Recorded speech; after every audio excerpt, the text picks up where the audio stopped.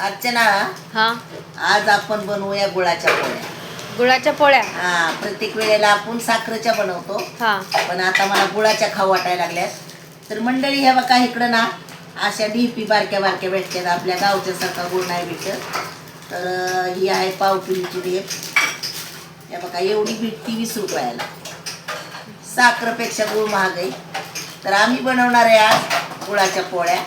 माझा मुलगा ह्याच्यात पण 2 प्रकार असतात गुळामध्ये, एक पांढरा आणि हा काळा. हा, आणि माझा मुलगा म्हणला आई पोळ्या नको बनवू, काहीतरी दुसरं बनव. मी म्हणलं नको रे बाबा, सणाला पुरणपोळी शिवाय सण वाटत नाही.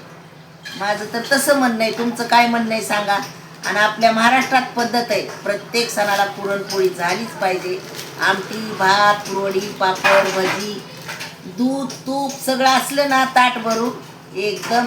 आमच्याकडे तर बघा, सत्यनारायणाची पूजा असली तरी पुरणपोळीचा देवबाप्पाला नैवेद्य असतो आणि मग शिऱ्याचा प्रसाद असतो. तर अशी पद्धत आहे आमच्या इकडं. बघा तुमचं काय पद्धत आहे.